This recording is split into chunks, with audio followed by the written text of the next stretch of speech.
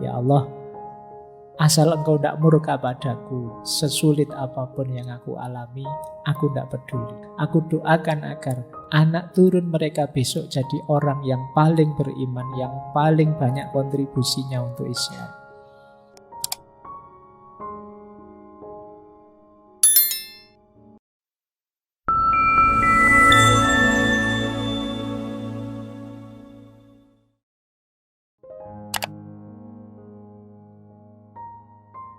Assalamualaikum warahmatullahi wabarakatuh.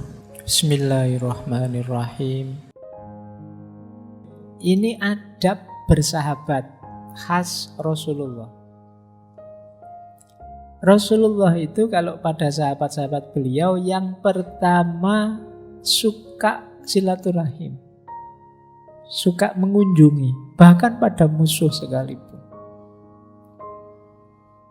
Jadi tentu saja mengunjungi dengan senyum. Kemudian tidak menunjukkan sikap menghina.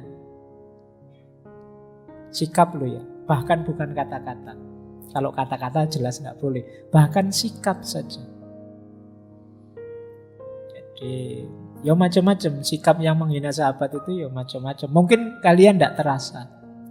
Misalnya di warung berdua, temenmu sedang akhir bulan, jadi makannya dia cuma ngambil tahu satu sama sambal.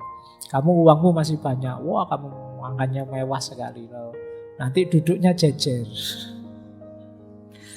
Dan dengan santainya kamu menikmati makananmu, dia cuma ngelirik sambil makan hanya tahu satu tadi. Nah ini kan adab sebenarnya. Mbok ya agak hati-hati. Jadi jangan sampai ya kalau memang ingin duduk berdua ya berbagilah. Nah perilaku yang semacam ini bagian dari kita tidak hormat padanya, tidak menghargai dia. Hargailah temanmu. Bahkan jangan menunjukkan sikap yang menghinakan. Mentang-mentang kamu dapat A, temanmu dapat E, terus wah gayamu di depan temanmu koyo. Nah janganlah. Makanya belajar dong, makanya jangan ngeluyur saja, makanya wah, itu kan menyakitkan. Terus jangan menakuti atau menakutkan mereka, serta jangan takut pada mereka. Ngerti bedanya ya? Jangan menakuti, ini sebenarnya istilah dari Imam Ghazali. Jangan menakuti, jangan menakutkan, tapi juga jangan merasa takut. Menakuti itu berarti perilakumu membuat dia takut. Menakutkan itu kamu menceritakan, mengatakan sesuatu untuk membuat dia takut pada entah apa. Itu menakutkan. Jangan datang ke sana, nanti kamu dibantai loh, itu menakutkan. Ada lagi, jangan merasa takut. Kita sendiri juga jangan merasa takut. Kalau Islam itu kan prinsipnya unsur akhoka dzaliman au madzluman. Jangan sampai ada yang zalim, juga jangan membiarkan dirimu dizalimi. Jadi dua-duanya harus bersih. Tidak ada kezaliman, tidak ada kemadzluman. Kemudian muliakan mereka, jangan sombong. Hormati mereka tapi jangan rendah diri di hadapan mereka. Berarti apa? Tetap harus setara dengan sahabat itu. Jangan ada tinggi rendah. Kemudian jangan berlebihan, jangan egois. Tentu saja sopan santunnya dijaga. Ala pak teman aja, santai aja, yonda. Justru teman itu kalian harus menjaga sopan santun. Oke, ini adab bersahabat yang dilakukan oleh Nabi. Nabi itu meskipun pada para sahabat beliau yang hakikatnya murid-murid beliau, itu ya sangat menghormati, sangat menghargai. Baik, kita lanjutkan. Nah, ini salah satu contoh apa sih yang kita bisa berikan pada sahabat kita. Ini sabdanya Rasulullah ya. Yang pertama, tabassumuka fi wajhi ahika laka sodakotun. Senyummu pada saudaramu itu sedekah. Wa amruka bil ma'ruf wa nahyuka anil munkar sodakotun. Engkau menganjurkan dia melakukan yang ma'ruf dan melarang dia melakukan yang mungkar, itu juga sodakoh. Kok punya teman kos malam-malam keluar mau kemana mas? Mau ngelitih misalnya. Mbok jangan. Ya. Yo terus kamu larang, mbok jangan mas, nanti ayo di kamar sini aja yuk kita main catur apa-apa kalau memang bosen apa ngopi kemana. Nah ini sodakohmu pada dia. Wa irsadukar rojula fi ardi dolali laka sodakotun. Dan kalau ada orang tersesat kemudian engkau tunjukkan jalan, itu ya sedekah. Wa basaruka lirrijalir rodi'il basar laka sedekatun. Bahkan kalau ada orang buta kok terus kita tuntun, itu juga sedekah. Bahkan wa imatatukal hajar wasyaukah wal azm anit tariq laka sedekatun. Dan kalau engkau menyingkirkan batu, duri, tulang dari jalan, itu ya sedekah. Jadi kalau kok tiba-tiba lihat pengumuman di TV, wah ada yang sedekah sekian miliar, ada yang sedekah. Saya mau sedekah apa ya Pak? Tidak punya uang. Kamu keluar ke jalan, bersihin batu-batu, bersihin duri-duri, itu ya sedekah. Atau yus kamu cari teman-temanmu terus kamu senyum-senyum di depannya. Ngapain kok senyum-senyum sedekah? Jadi ini karena saya tidak punya uang maka sedekah. Jadi kalau pas lagi Jumat itu kok lupa bawa uang, kotaan lewat. Nah, tidak bawa uang ini, kamu senyumin aja, senyum. Nah itu, ya itu sedekahnya. Baik, lanjut ya. Wa ifrohuka min dalwika fi dalwi akhika laka sodakotu. Jadi engkau menuangkan air dari embermu ke ember saudaramu juga sedekah. Kamu ditraktir teman misalnya ngopi bareng-bareng, wah dikasih kopi sak teko, dibeliin kopi sak teko. Kamu kan yang disodakoi, sekarang ganti mensodakoi, kamu tuangkan airmu ke temanmu. Nah ini sedekah. Jadi ada banyak jalan kita berbuat baik pada teman kita, sahabat kita. Lanjut. Nah ini menarik. Adab pada musuh atau orang yang kita benci, orang yang tidak disukai. Rasulullah punya khas cara untuk menghadapi orang yang memusuhi beliau. Yang pertama jelas, tadi sudah disebut, tidak mengumpat, tidak menghinakan. Ada kisah ketika umat Islam itu menang di perang Badar, Rasulullah melarang umat Islam mengumpati. Kan biasa kalau sudah menang itu kan terus memaki-maki yang sudah jatuh kalah, kayak orang tinju, kayak orang itu. Nah, itu dilakukan oleh para sahabat dan diingatkan oleh Rasulullah, tidak boleh.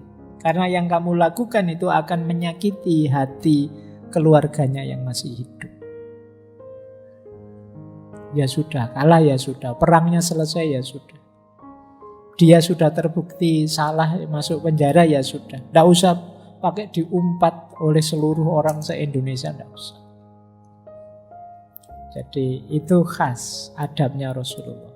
Kemudian bahkan mendoakan musuh. Wah ini berat. Ini mendoakan beneran juga, bukan mendoakan saya doakan kamu segera masuk surga saat ini juga ketemu langsung, enggak begitu. Itu mendoakan mati. Nah, enggak, Rasulullah memang mendoakan. Mungkin teman-teman masih ingat peristiwa di Taif itu kan, saat beliau dakwah ditolak, malah beliau dilempari batu, dikejar-kejar, sangat tersiksa. Sampai beliau bermunajat yang kalimatnya mungkin teman-teman masih hafal ya, in lam takun wadiban alayya fala ubali. Ya Allah, asal engkau tidak murka padaku, sesulit apapun yang aku alami, aku tidak peduli. Nah ini sampai membuat Allah mengutus para malaikatnya disuruh mendatangi beliau. Jadi malaikat Allah sudah mendengar munajatnya Rasulullah. Kalau Rasulullah mau saat ini juga Gunung Thaif akan ditimpakan ke mereka. Tapi jawabannya Rasulullah ya tidak. Justru Rasulullah mendoakan, aku doakan agar anak turun mereka besok jadi orang yang paling beriman, yang paling banyak kontribusinya untuk Islam. Dan itu terjadi. Jadi ini namanya mendoakan musuh. Nah, ini berat. Kita biasanya sulit. Kalau mengumpat musuh gampang, mendoakan musuh sulit. Tapi Rasulullah mencontohkan begitu. Mendoakan benar tetap ya, bukan. Sekarang kan kalian pakai, saya doakan kamu biar dapat hidayah. Nah, itu tapi nadanya nada merendahkan. Tidak begitu. Didoakan beneran. Dan jangan melaknat musuh. Seperti apapun buruknya. Itu tadi yang saya singgung ya, hadisnya itu. Jadi satu ketika ada sahabat, qila ya Rasulullah, ud'u alal musyrikin. Wahai Rasulullah, berdoalah pada orang-orang musyrik. Berdoalah agar mereka ditimpa musibah. Berdoalah agar mereka hancur. Berdoalah agar mereka. Jadi ada sahabat yang minta Rasulullah berdoa begitu. Yang kadang-kadang kan belakangan saya lihat beberapa ada yang ingin itu. Semoga laknat Allah atas kalian. Tunggu saja bencana musibah akan menimpa kalian. Jadi kadang-kadang kan di medsos itu kalau sudah tidak suka dengan orang kan begitu. Tunggu saja rumahmu kebanjiran lah. Kalau kita tetangga rumahmu kebanjiran ya sampean ya dapat. Nah, jadi jawabannya Rasulullah apa? Inni lam ub'asu la'anan wa innama bu'istu rahmatan. Sesungguhnya aku tidak diutus sebagai pelaknat. Aku ini diutus untuk menyebarkan rahmat. Jadi ayo kita mendukung Rasulullah menyebarkan rahmat, bukan menyebarkan laknat. Ini nasihat untuk kita ya, jangan dipakai senjata untuk nembak orang lain. Kita kadang-kadang kalau ada gini, iya Pak kelompok sana itu mesti begitu. Nanti kelompok satunya juga begitu. Oh kelompok sana duluan Pak, saya cuma meladeni saja. Nggak, wis ayo kita introspeksi diri saja ya. Semoga kita tidak jatuh di titik ini yang tidak dicontohkan oleh Rasulullah. Adab makan. Nah, Rasulullah makan juga punya rumus yang luar biasa. Yang pertama hanya makan yang halal, tidak sekedar halal tapi thayyib. Thayyib itu ya sehat, bergizi, manfaat. Tidak semua yang halal harus kamu telan. Kalau ada halal kok nanti nambah sakit misalnya ya harus kamu singkirkan. Berarti ada halal tapi tidak thayyib. Kemudian tidak makan sebelum lapar dan berhenti sebelum kenyang. Ini menarik rumus ini. Kalau kita kan sering rumusnya berbeda. Makan itu bukan karena lapar, tapi karena waktu. Meskipun mulai jam 8 sampai jam 12 nyemil terus. Begitu jam 12, wah makan siang nih. Jadi makannya karena waktu. Kadang-kadang, wah ini saya pengen makan siang, tapi kok masih kenyang ya rasanya perut ini. Ya jangan makan. Wong masih kenyang. Tapi kan waktunya makan siang Pak. Ya dalilnya tidak ada makan karena waktu itu. Makan itu karena lapar. Ya memang logikanya kalau mulai pagi kita sarapan sampai jam 12 tidak makan apa-apa ya lapar. Memang saatnya makan memang. Tapi kalau sudah nyemil makan apa saja ya masih kenyang ya jangan makan, wong belum lapar. Rumusnya Rasulullah itu tidak makan sebelum lapar dan berhenti sebelum kenyang. Kenapa sebelum kenyang? Karena sudah terlanjur kenyang, perut penuh, ya nanti untuk yang lain tidak bisa. Mungkin untuk minum juga berat, untuk nafas juga berat. Jadi jangan sampai kenyang. Kalau kenyang itu berarti perut penuh. Perut terlalu penuh ya resiko, apalagi yang punya mah punya lambung. Berdoa sebelum sesudah, makan minum tenang, tidak tergesa-gesa, nikmati setiap suapannya. Ini kayak teori mindful kemarin ya. Rasulullah lebih suka makan bareng orang banyak. Jadi di situasi apapun, lebih suka makan bareng-bareng, tidak sendiri-sendiri. Kalau kalian kan memang suka bareng-bareng kalau pas uang habis. Tapi kalau Rasulullah tidak, ya terus kalau mau lebih banyak berbagi beliau. Tidak suka makan makanan yang masih panas, ditunggu sampai dingin. Kalau kita kan sampai ngambil kipas angin itu kan, biar dingin ini kopinya apa gitu. Kalau Rasulullah ditunggu sampai dingin. Beliau suka daging, tapi yang paling sering dikonsumsi itu kurma kering dan air. Ya karena memang sederhana hidup beliau. Suka sayuran, labu, tomat, wortel, tapi tidak suka bawang putih, bawang merah. Meskipun beliau tidak mengharamkan. Beliau tidak pernah mencela makanan, tidak pernah menyisakan makanan. Sabda beliau banyak berkah pada makanan yang penghabisan. Bahkan beberapa riwayat sampai Rasulullah menjilati tangan beliau biar tidak ada sisa makanan yang terbuang. Beliau makan apa saja yang disediakan. Kalau tidak ada makanan juga tidak apa-apa, beliau akan puasa. Jadi tidak kok, wah ini kok belum ada sarapan, belum ada makanan ini. Tidak. Kok tidak ada makanan ya berarti hari ini puasa. Kok terus ada sahabat Rasulullah, ayo makan makanan. Oh iya, puasanya sekarang tidak jadi. Ini ada yang neraktir makan-makan. Jadi memang rumusnya begitu Rasulullah. Baik, ini adab makan. Jadi makan juga yang beradab. Jangan makan secara biadab. Ya, makan yang penting kenyang. Apa saja dimakan, tidak begitu. Tidur juga ada adabnya. Tidur yang teratur. Ini kuncinya kesehatan ya. Cepatlah tidur biar nanti bisa cepat bangun. Kenapa kalian sulit tahajud? Kenapa kalian sulit sholat malam? Kemungkinan kalian tidurnya telat. Atau tidak bisa segera tidur. Tidak terbiasa segera tidur.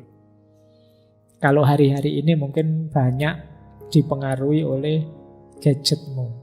Sebelum tidur pegang HP. Akhirnya yo nyekrol sana nyekrol sini sampai jam 12 malam. Tidak jadi tidur, tidak bisa bangun.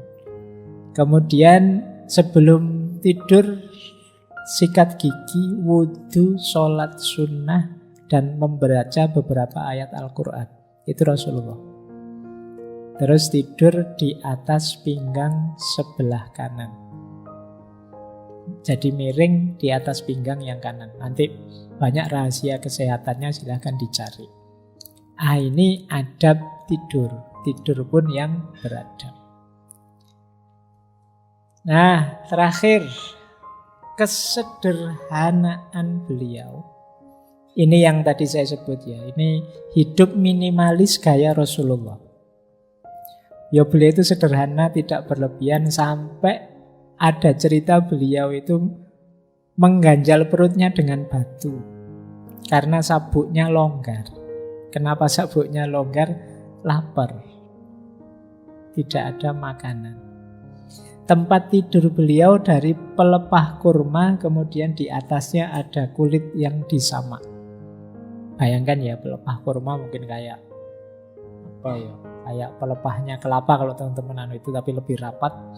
Nah, di atasnya ada kulit kambing yang disamak. Jangan dibandingkan dengan spring bedmu, jauh. Ya. Terus beliau juga tidak malu kalau misalnya naik di atas keledai atau membonceng orang di belakang beliau, tidak masalah. Jadi mungkin kalau hari ini Gojek ya, kalian naik Gojek juga tidak apa-apa. Terus suka menjenguk yang sakit, mengantar jenazah, menghadiri undangan siapapun itu. Beliau memperbaiki sendiri sandal beliau yang rusak, nambal sendiri kalau ada baju beliau yang sobek. Nah ini gaya minimalis beliau. Kalau teman-teman hari ini kan tidak begitu. Sepatu saja kan masih bagus ya. Sekarang kan sudah tidak zamannya Pak, ganti merek Pak, trennya bukan ini Pak. Saya tidak tahu teman-teman di rumah ada berapa jumlah sepatu, ada berapa jumlah baju. Nah kalau Rasulullah bahkan sampai nambal sendiri, menjahit sendiri. Beliau suka membantu pekerjaan rumah tangga istri-istri beliau. Beliau suka memberi salam meskipun pada anak kecil. Beliau kalau duduk egaliter, Jadi sebenarnya yang kayak gini tidak terlalu sunnah. Kalau sunnah saya di tengah-tengah. Rasulullah tidak gaya kayak gini ya. Kalau ngobrol ya di tengah-tengah. Lebih setara. Oke. Baik, sudah jam 10. Saya kira itu dulu ya. Ini sebenarnya masih panjang, masih banyak yang harus kita bahas tentang akhlak ini. Kitab-kitabnya banyak. Jadi pesan saya begini. Ada filosof Muslim kontemporer namanya Yasir Auda. Beliau nulis buku tentang maqasid syariah. Di antaranya menjelaskan tentang meneladani Rasulullah ini. Jadi meneladani Rasulullah itu ya tentu saja kita semua ingin meneladani Rasulullah. Tapi penting juga kita sadari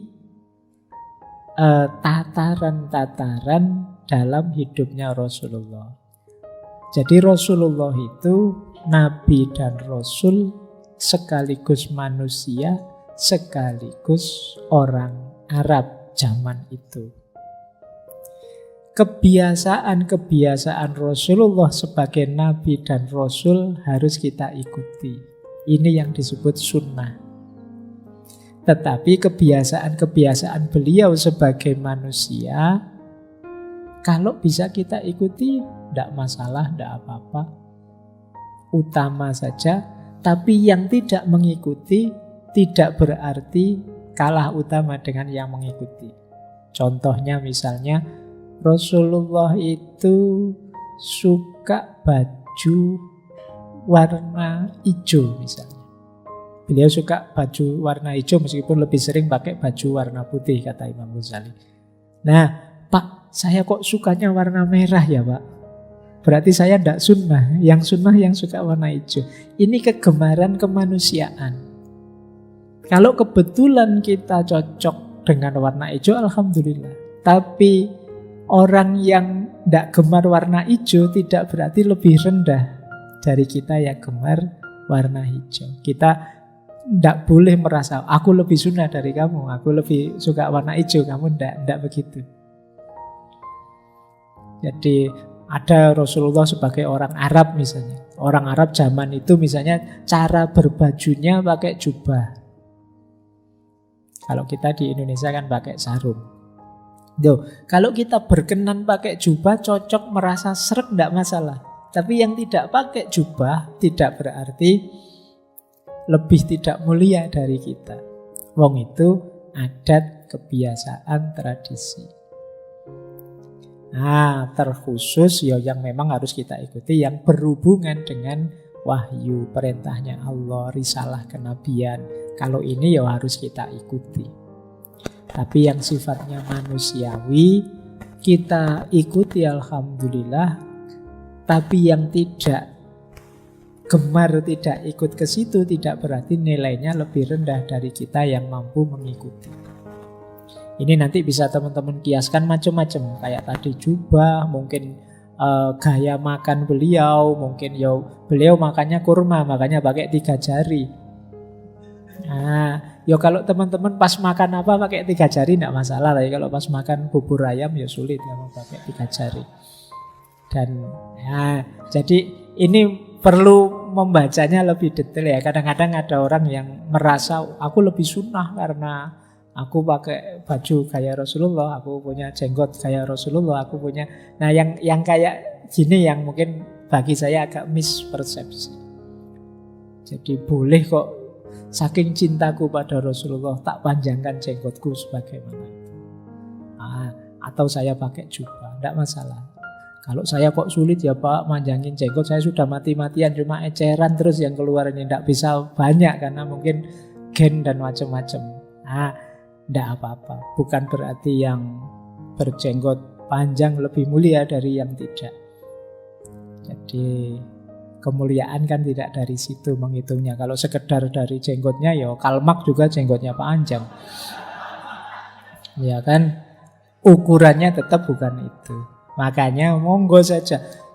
Berarti nggak boleh jubah, lo monggo. Kalau senang pakai jubah monggo. Yang ndak suka misalnya sumuk jadi ndak nyaman, saya ndak khusyuk Pak kalau karena panas akhirnya, ya monggo saja. Itu bagian dari kebiasaan Rasulullah sebagai manusia, sebagai orang Arab. Nah, kecuali yang ini tadi yang berhubungan dengan risalah.